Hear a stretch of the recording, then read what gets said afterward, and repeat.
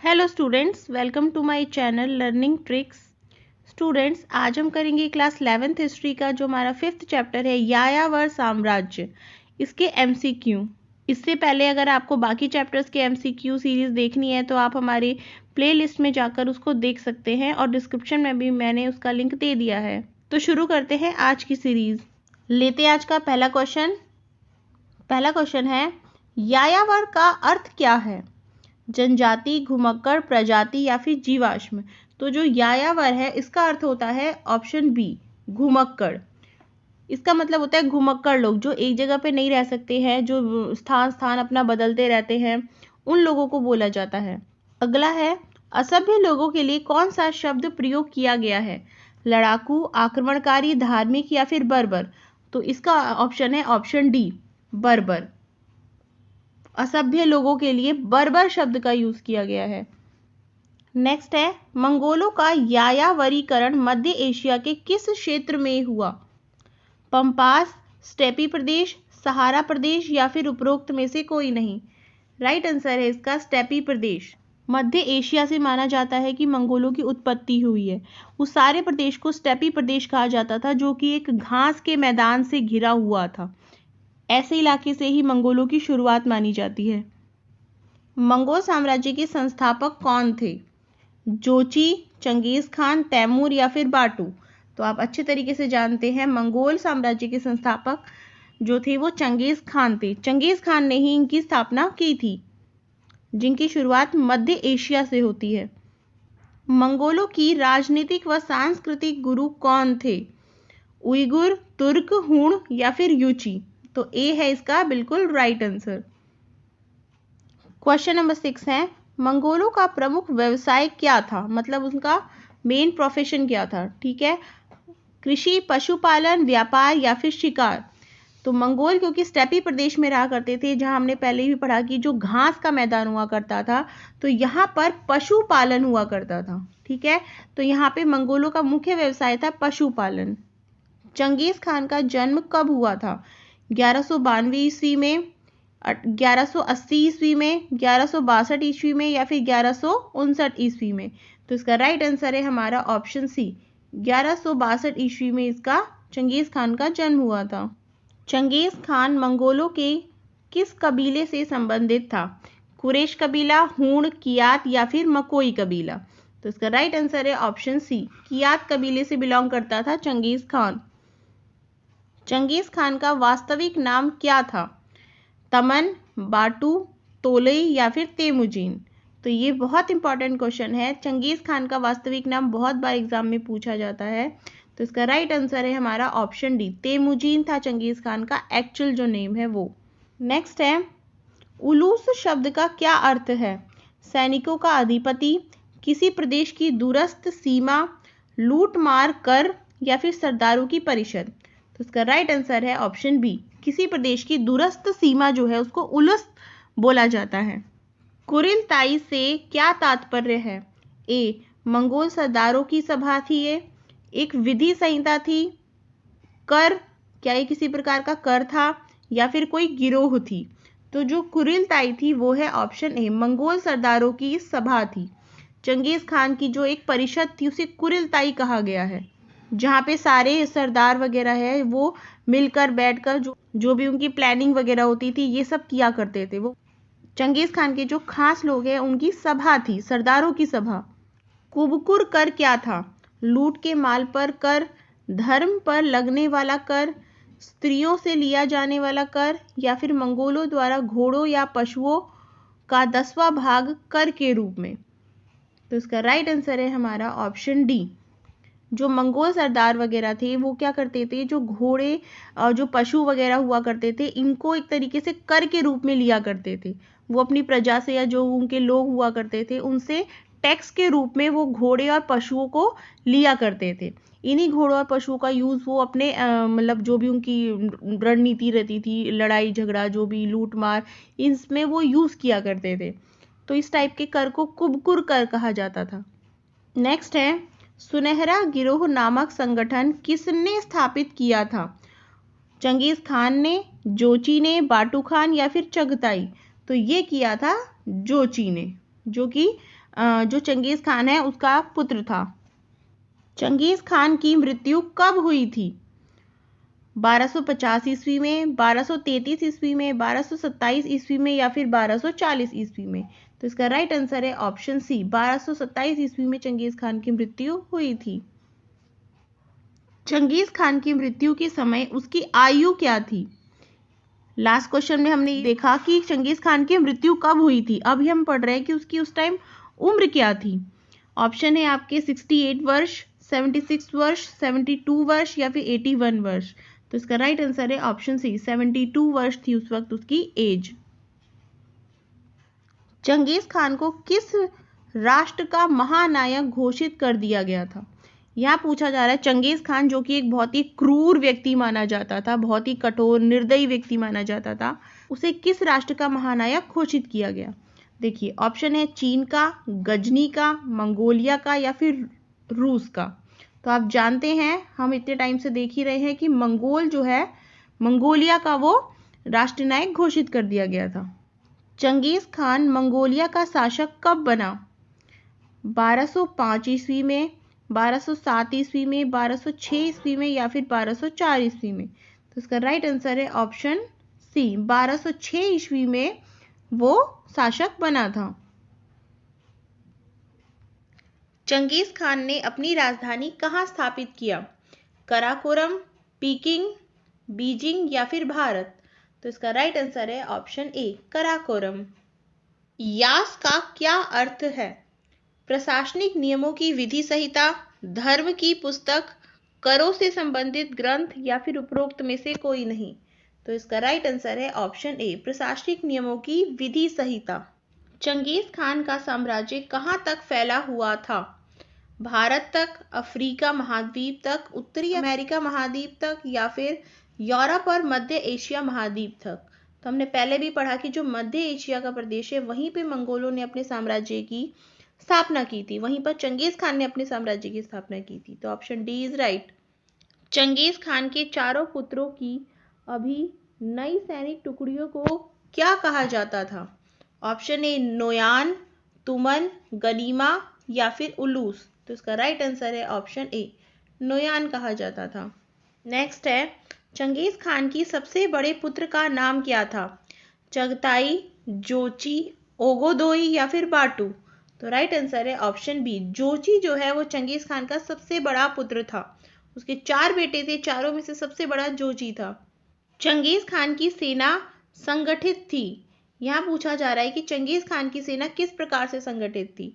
आदिवासी समूहों में, दशमलव प्रणाली में, धर्म तथा जाति में या फिर वंश परंपरा? तो 20 का बिल्कुल सही आंसर है, दशमलव प्रणाली में बांट रखी थी। मंगोल सेना की सबसे बड़ी इकाई में कितने सैनिक शामिल थे? 10, 100, 1000 या फिर 10,000? तो इसका राइट आंसर है 10,000। मंगोल सेना की सबसे बड़ी इकाई को क्या कहा जाता था? हमने जो लास्ट क्वेश्चन में पढ़ा कि मंगोल सेना की सबसे बड़ी इकाई जो 10,000 सैनिकों की थी, उसको क्या कहा जाता था? तो यहाँ पे उसका राइट आंसर है हमारा ऑप्शन ए, तुमन। चीन की महान दीवार यानी ग्रेट वॉल ऑफ चाइना कब बनाई गई थी? आपने सुना होगा चाइना में सबसे बड़ी दीवार ये बनाई गई थी, ठीक है, the great wall of China, ठीक है। तो ये कब बनाई गई थी? ये बनाई गई थी ऑप्शन बी, 3री शताब्दी ईसा पूर्व बनाया गया था। इसे चीन में बनाया था, किस लिए? मंगोलों से बचने के लिए। मंगोल जो हर जगह लूटपाट करते थे, हर जगह अपना कब्जा जमाना चाह रहे थे, ऐसे ही उनकी नज़र चीन पे भी थी। वहां पर चीन को अपने आप को प्रोटेक्ट करने के लिए, मंगोलों से, चंगेज खान से बचाने के लिए इस दीवार का निर्माण करना पड़ा था। चीन की महान दीवार का निर्माण क्यों किया गया था? व्यापार के लिए, बाढ़ को रोकने के लिए, मंगोलों से चीन की सुरक्षा के लिए या फिर उपरोक्त में से कोई नहीं? तो अभी हमने बारे में पढ़ा, जो मंगोल है, मंगोलों से बचने के लिए चाइना ने दीवार का निर्माण किया था। मंगोल चीन से क्या आयात करते थे? लकड़ी का सामान, गेहूं, ज्वार, सोने के आभूषण या फिर लोहे के उपकरण? तो इसका राइट आंसर है ऑप्शन डी, लोहे के उपकरण। चंगेज खान के कितने पुत्र थे? तो इसके बारे में हम पहले चर्चा कर चुके हैं। चंगेज खान के 4 पुत्र थे। चंगेज खान ने अपने किस पुत्र को उत्तराधिकारी घोषित किया? तो इसका राइट आंसर है ऑप्शन बी, ओगोदेई। ओगोदेई को किस नाम की उपाधि दी गई थी? महान खान की उपाधि, राष्ट्रपिता की उपाधि, विश्व विजेता की उपाधि या उपरोक्त में से कोई नहीं? तो ऑप्शन ए, महान खान की उपाधि इनको दी गई थी। चंगेज खान ने दूर दराज के स्थानों से संपर्क के लिए कौन सी पद्धति का विकास किया? हरकारा पद्धति, जजमानी पद्धति, उलूस पद्धति, उपरोक्त में से कोई नहीं? तो ए है इसका बिल्कुल सही आंसर, हरकारा पद्धति। हरकारा पद्धति वो पद्धति थी, एक संचार व्यवस्था थी जिसके द्वारा चंगेज खान को मंगोलों को मैसेजेस दूर दूर स्थानों पे होने के बावजूद भी कम वक्त में मिल जाता था। मंगोलों में कौन सा शासक कृषकों और नगरों के रक्षकों के रूप में उभरा? चंगेज खान, जोची, बाटू या फिर कुबलई खान? तो ऑप्शन डी इसका बिल्कुल राइट आंसर है, कुबलई खान। पैजा या जेरेज क्या थे? प्रांत का मुखिया, नगर प्रदेश, यात्रियों को दिया जाने वाला पास या फिर चीन का मंत्री? तो ऑप्शन सी बिल्कुल सही है, ये यात्रियों को दिए जाने वाला पास था जो मंगोल दिया करते थे उन यात्रियों को जो भी उनके इलाके से गुजरते थे। बदले में वो उनको सुरक्षा दिया करते थे कि जो भी वो सामान लेकर जा रहे हैं उसको प्रोटेक्ट करेंगे, एक तरीके से उनको लूटेंगे नहीं और आराम से अपने रास्ते से जाने देंगे। तो एक तरीके का पास हुआ करता था जो मंगोलों की तरफ से यात्रियों को दिया जाता था, बदले में उनसे कुछ टैक्स, कुछ पैसे लिए जाते थे इस सुरक्षा के बदले। बाटू कौन था? चंगेज खान का बेटा, चंगेज खान का पोता, चंगेज खान का भाई या फिर उपरोक्त में से कोई नहीं? 20 का बिल्कुल राइट आंसर है, चंगेज खान का पोता। मंगोलों पर सर्वाधिक शोध कार्य किसने किया? चीनी विद्वानों ने, भारतीय विद्वानों ने, रूसी विद्वानों ने या फिर जापानी विद्वानों ने? तो इसका राइट आंसर है ऑप्शन सी, रूसी विद्वानों ने। चंगेज खान ने इनमें से कौन सी उपाधि धारण की थी? महासागरिक खान, महान खान, सार्वभौम शासक या फिर उपरोक्त सभी? तो इसका राइट आंसर है ऑप्शन डी, उपरोक्त सभी। चंगेज खान के उत्तराधिकारियों में कब संघर्ष छिड़ गया? तो इसका राइट आंसर है हमारा ऑप्शन सी, 1260 ईस्वी में संघर्ष छिड़ा था। मंगोलों के लिए वहां व्यापार महत्वपूर्ण होने के क्या कारण थे? वहां का मौसम अत्यधिक ठंडा तथा गर्म था, भीषण शीत ऋतु अत्यधिक लंबी तथा शुष्क, ग्रीष्म ऋतु अत्यधिक छोटी, स्टेपी प्रदेश की जलवायु कृषि के लिए अनुकूल नहीं थी या फिर उपरोक्त सभी? तो इसका राइट आंसर है ऑप्शन डी, उपरोक्त सभी। ये सारे ही रीजन थे। चीन की महान दीवार पर मंगोलों द्वारा कब अतिक्रमण कर लिया गया? मतलब ये कि मंगोलों ने कब चाइना की दीवार जो है उस पर अपना कब्जा जमा लिया था? तो इसका राइट आंसर है हमारा ऑप्शन डी, 1213 ईस्वी में ये काम किया था। मंगोलों के समय व्यापार वाणिज्य यात्रा किस मार्ग से की जाती थी? पहाड़ी मार्ग, सूती मार्ग, रेशमी मार्ग या फिर उपरोक्त में से कोई नहीं? तो इसका राइट आंसर है ऑप्शन सी, रेशम मार्ग। व्यापारियों द्वारा पास प्राप्त करने के लिए कौन सा कर दिया जाता था? जजिया कर, कुबकुर कर, गनीमा कर या फिर बाज कर? तो ऑप्शन डी इसका बिल्कुल सही आंसर है, बाज कर। जो हमने लास्ट क्वेश्चन में एक पढ़ा कि उनको पास दिया जाता था, जो यात्री, जो व्यापारी वगैरह हुआ करते थे, जो मंगोल प्रशासन उनके एरिया से, उनके क्षेत्र से, इलाके से निकलते थे, तो उनको क्या दिया जाता था? एक प्रकार का टैक्स देना पड़ता था जिसके बदले उनको पास मिलता था, पैजा जिसको बोला जाता था। ठीक है, तो उस टैक्स को बाज बोला जाता था। बाज नामक कर वो देते थे, तब उनको पैजा या फिर जेरेज, एक पास दिया जाता था। कौन सा यात्री मंगोलों और चीन की ओर आकर्षित हुआ? वेनिस का मार्को पोलो, इबन बतूता, अल-बिरूनी या फिर उपरोक्त में से कोई नहीं? तो इसका राइट आंसर है ऑप्शन ए, मार्को पोलो। किसने स्वयं को चंगेज खान के दामाद के रूप में प्रस्तुत किया? तैमूर, जोची, बाबर या फिर हुमायूं? तो इसका राइट आंसर है ऑप्शन ए, तैमूर। कौन सा साम्राज्य बहुजातीय, बहुभाषी और बहुधार्मिक था? ईरान का साम्राज्य, चीन का साम्राज्य, मंगोल साम्राज्य या फिर रूसी साम्राज्य? ऑप्शन सी बिल्कुल इसका सही है, मंगोल साम्राज्य। चंगेज खान द्वारा किस शहर को नष्ट किया गया था? मंगोलिया, निशापुर, बीजिंग या फिर समरकंद?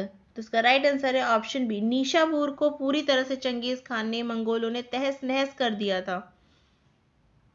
धर्म परिवर्तन कर इस्लाम ग्रहण करने वाले पहले मंगोल शासक का नाम बताइए। तैमूर, जोची, बाबर या फिर गजन खान? तो डी ऑप्शन बिल्कुल सही है, गजन खान वो व्यक्ति थे। चंगेज खान की मृत्यु के बाद मंगोल साम्राज्य को कितने चरणों में बांटा जा सकता है? तो इसका आंसर है ऑप्शन सी, 2 भागों में। किस देश ने मंगोलों को सबसे पहले पश्चिम में हराया? ईरान, मिस्र, चीन या भारत? ऑप्शन बी इसका बिल्कुल सही है, मिस्र।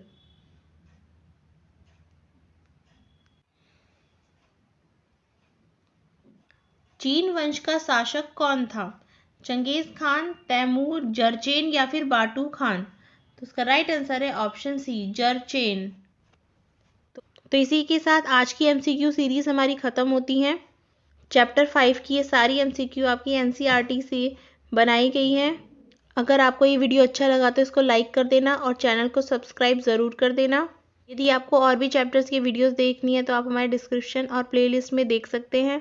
तो ठीक है बच्चों, इसी के साथ मैं मिलती हूँ आपको अपने नेक्स्ट वीडियो में। तब तक के लिए गुड बाय।